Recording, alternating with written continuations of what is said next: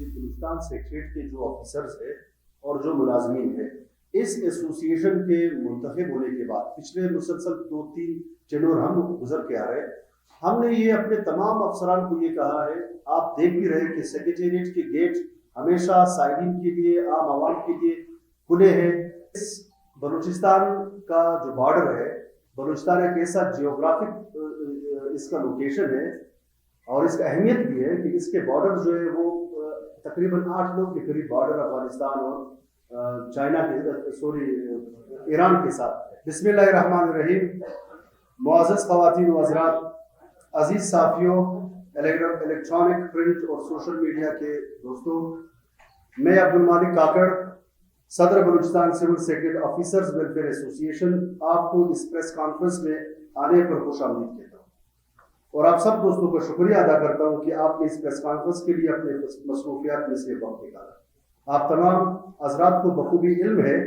کہ ہماری کابینہ Balochistan civil secretariat officer welfare ایسوسی ایشن کے پلیٹ فارم سے مسلسل تیسری مرتبہ منتخب شدہ ہے۔ اس بار افسران کی فلاح و بہبود کے علاوہ مندرجہ ذیل نکات پہ ہمیں مینڈیٹ ملا۔ نمبر 1، صوبے میں گڈ گورننس اور سول سروس ریفارمز کے ایجنڈے کو پائے تکمیل تک پہنچانا۔ نمبر 2، صوبے کے معیشت میں بہتری، کرپشن کا خاتمہ اور اداروں کی مضبوطی۔ نمبر 3، سول اداروں میں ہر قسم کی سیاسی مداخلت کے خلاف مزاحمت اور ممانعت۔ پی ایچ ڈی بی میں ایم پی ایز اور منسٹرز کی غیر قانونی مداخلت روکنا۔ جونیئر افسران کو سینئر افسران پر ترجیح کی روایت کو ختم کرنا۔ نان کیڈر افسران کو کیڈر پوسٹ پر تعیناتی کی حوصلہ شکنی۔ اس ایجنڈے کو نہ صرف سول سیکرٹریٹ کے افسران و ملازمین بلکہ بلوچستان کے تمام ملازمین، وکلاء، صحافی برادری، تنظیموں اور عوام کی طرف سے بھرپور پذیرائی ملی۔ اس وجہ سے گوادر سے لے کر شیرانی تک تمام طبقہ فکر کے لوگوں نے ہمارے الیکشن کمپین میں بلا واسطہ اور بالواسطہ ہمیں سپورٹ کیا، دعائیں دی اور کامیابی کے بعد مبارکباد دی، جس پر ہم سب کا شکریہ ادا کرتے ہیں۔ عزیز صحافیوں، بلوچستان بیوروکریسی میں 2 بنیادی کیڈر ہیں، بلوچستان سیکریٹریٹ سروس جسے بی ایس ایس کہتے ہیں اور بلوچستان سول سروس جسے بی سی ایس کہتے ہیں۔ ان دونوں سروس گروپس کا اپنا مخصوص کام ہے۔ بلوچستان سیکریٹریٹ سروس کے گریڈ 1 سے لے کر گریڈ 22 تک اپنے سروس رولز موجود ہیں جن کی بنیاد پہ ہمارے پروموشن اور پوسٹنگ ہوتی ہے، جبکہ بی سی ایس گروپ کے بھرتی، تربیت اور کام بلوچستان کے اضلاع میں ریونیو کے معاملات کو دیکھنا ہے۔ یہ بات قابل ذکر ہے کہ بی سی ایس کے گریڈ 17 سے اوپر سروس سٹرکچر موجود ہی نہیں۔ گزشتہ کئی دہائیوں سے ایک ظالمانہ نظام کے تحت ان ریونیو افسران کو سیکریٹریٹ کی پوسٹوں پہ کپایا جا رہا ہے۔ تمام دستاویزی ثبوت موجود ہے کہ حکومت بلوچستان تحصیلداروں کو سیکشن آفیسر کے پوسٹوں پہ پروموشن دیتی آ رہی ہے اور آج تک یہ غیر قانونی عمل جاری ہے، کیونکہ ایک اسسٹنٹ کمشنر گریڈ 17 کو ڈپٹی سیکرٹری گریڈ 18 کی پوسٹ پر پروموشن دی جاتی ہے، اور مزید یہ کہ کس قانون کے تحت additional secretary B19، secretary B20 promote ہوتے ہیں۔ ہونا تو یہ چاہیے کہ ان کے پروموشن کا نظام اپنے فیلڈ سیٹ اپ میں ہی رہتا۔ معزز صحافی حضرات، یہ مذاق خیز بات ہے کہ آج کی اس ترقی یافتہ دور میں بھی بلوچستان ان ریونیو افسران سے بلوچستان کے 90% سے زائد بی ایریا میں امن و امان کا کام لیا جا رہا ہے، جبکہ پاکستان کے تمام صوبوں میں یہ کام ایک پروفیشنل سروس گروپ یعنی پولیس اور دیگر قانون نافذ کرنے والے ادارے کرتے آ رہے ہیں۔ گورننس کی انہی بنیادی مسائل کی وجہ سے بلوچستان کے اضلاع میں جرائم میں اضافہ اور لوٹ مار کا سلسلہ عروج پر ہے۔ جب بھی کوئی واقعہ جنم لیتا ہے تو یہ ریونیو افسران اپنی ذمہ داریوں سے مبرا ہو کے یہ کہتے ہوئے پائے جاتے ہیں کہ یہ تو بی ایریا کا کیس ہی نہیں ہے۔ معزز صحافی حضرات، یہ بات کسی سے ڈکی چھپی نہیں کہ حالیہ دنوں میں چینی، یوریا، ایرانی ڈیزل، گندم اور سیمنٹ کے اسمگلنگ میں مختلف اضلاع کے ڈپٹی کمشنر ملوث پائے گئے،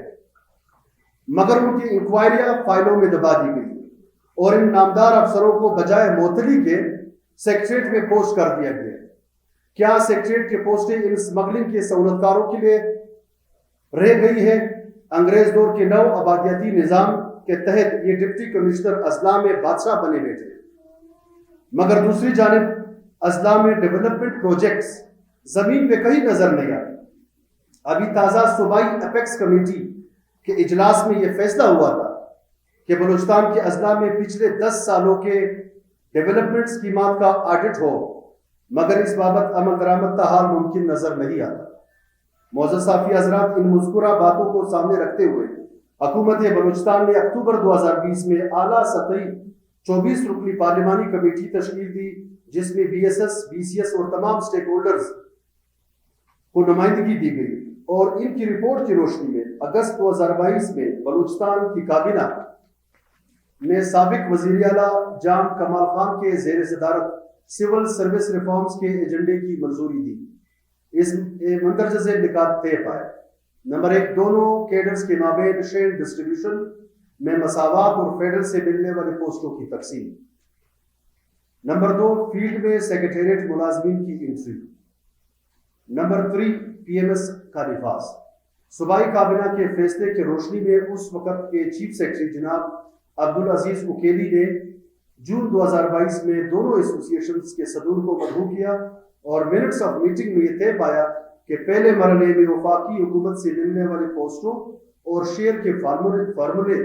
اور مسئلے کو حل ہونا چاہیے، اور بعد میں باقی 2 فیصلوں پر عمل درآمد ہوگا۔ اس بابت ایڈیشنل سیکرٹری سروسز جناب زاہد خلجی کو کنوینر مقرر کر دیا گیا تھا، اور تحریری طور پہ بی سی ایس کے سابقہ صدر جناب حافظ طاہر اور جنرل سیکرٹری نقیب اللہ کاکڑ نے حتمی معاہدے پہ دستخط کیے کہ باقی ماندہ فیصلوں پہ بھی من و امن عمل درآمد ہوگا، مگر آج یہ اس بات سے انکاری ہے اور کہتے ہیں کہ ہم بیک وقت سیکریٹریٹ اور فیلڈ میں فرائض سر انجام دیں گے، اور کسی قسم کے ریفارم سے انکاری ہے۔ معزز صحافی حضرات، اس حکومت وقت کے اس رویے کی وجہ سے ہمارے کیڈر کی پوسٹیں غیر قانونی طور پہ بی سی ایس کیڈر کے پروموشن کے طور پر دی جا رہی ہیں، اور ان کو سیکریٹریٹ میں تعینات کیا جا رہا ہے، جس کی جتنی مذمت کی جائے کم ہے۔ اس بابت مزید خاموشی اور کابینہ کے فیصلوں پہ عمل درآمد ہمارے لیے ناقابل قبول ہے۔ اس پریس کانفرنس کے توسط سے ہم چیف سیکرٹری بلوچستان کو 15 دن کا وقت دیتے ہیں کہ اگست 2021 کے بلوچستان کابینہ کے فیصلے پہ من و امن عمل کرے اور نوٹیفیکیشن جاری کرے۔ ایسا نہ ہونے کی صورت میں ہم اس بات کا جواز رکھتے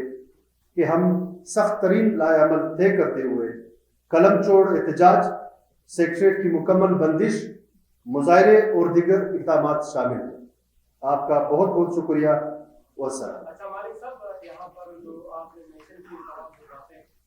جن میں کہ ڈپٹی کمشنر کام نہیں کرتے، کرپشن میں ملوث ہے، کا رویہ صحیح ہے، سول سیکریٹریٹ میں کلر سے لے کر جو افسر تک اور ڈپٹی کمشنر تک ان تمام کا رویہ ایک ہی ہے شہریوں کے ساتھ۔ اس کی کیا گارنٹی ہے کہ کل کو آپ لوگوں کا رویہ شہریوں کا بہتر رہے گا یا اچھا انداز رہے گا؟ دوسرا، آپ نے قلم چھوڑ ہڑتال کی بات کی، آپ ہمیشہ اسی طرح ہڑتال کرتے رہے، تو ڈپٹی کمشنر بننے کے بعد یا دیگر جو ہے انتظامی افسر بننے کے بعد اگر آپ نے پھر قلم چھوڑ ہڑتال کی ضرورت بھی یا کوئی بھی آپ اقدام پر پھر کیا ہوگا؟ دیکھیے، پہلی بات یہ، پہلے سوال کا جواب یہ کہ بلوچستان سیکریٹریٹ کے جو آفیسرز ہیں اور جو ملازمین ہیں، اس ایسوسی ایشن کے منتخب ہونے کے بعد پچھلے مسلسل 2-3 چنور ہم گزر کے آ رہے، ہم نے یہ اپنے تمام افسران کو یہ کہا ہے، آپ دیکھ بھی رہے کہ سیکریٹریٹ کے گیٹ ہمیشہ سائلین کے لیے، عام عوام کے لیے کھلے ہیں۔ سیکٹریوں کے آفیسز میں پہلے کوئی جا نہیں سکتا تھا، آج صبح سیکٹری 8 بجے 9 بجے اگر وہ آفس پہنچتا ہے تو سائلین جو ہے ان کے آفیسز جاتے ہیں،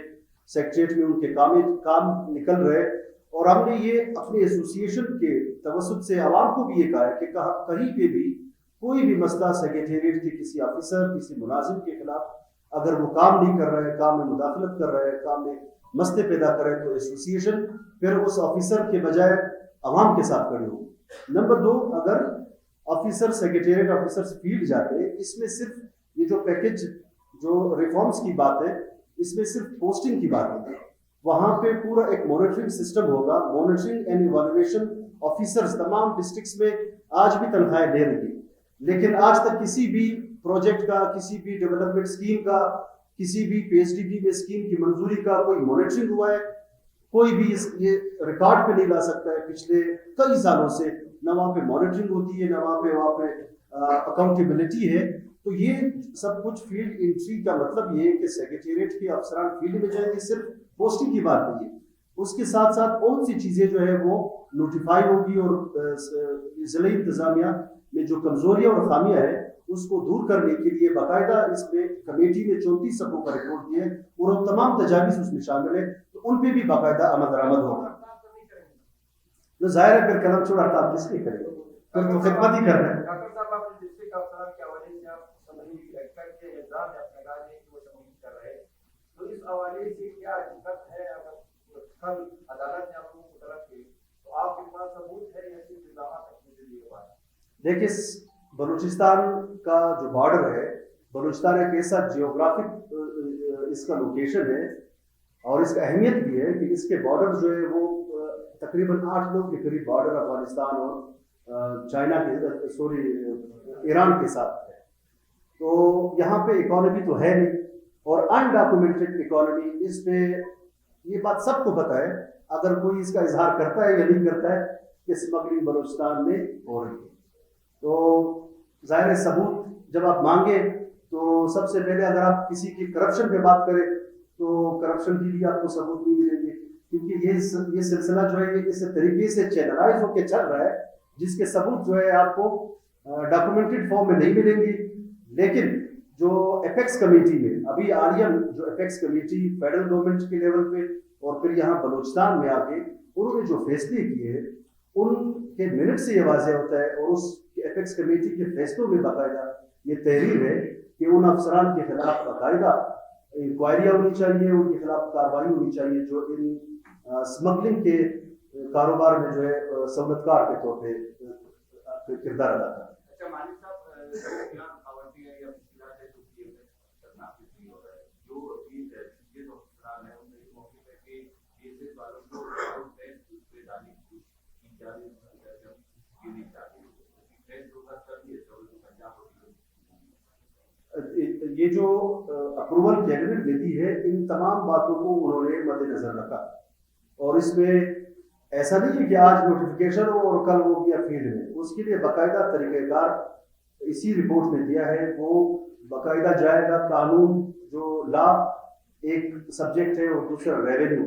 इन 2 सब्जेक्ट्स के उनको ट्रेनिंग दिया जाएगा। बाकी एग्जाम्स तो सेक्रेटेरिएट के ऑफिसर्स भी पास करके आते हैं और जो प्रमोट होके जाते हैं उनके लिए भी बाकायदा एक तरीक़ेकार है। वो अकेडमी जाएगा, 4 महीने और 2 महीने का अलग अलग ट्रेनिंग होगा, ट्रेनिंग से आएगा, उसका इवैल्यूएशन होगा, वो ADC रेवेन्यू के नीचे अटैचमेंट पे काम करेगा, फिर DC के साथ काम करेगा, बाकायदा उसकी ट्रेनिंग के बाद उसको पोस्टिंग दी जाएगी। एकदम से नोटिफिकेशन के बाद उनको पोस्टिंग नहीं दी जाएगी। मेहरबानी, बहुत शुक्रिया।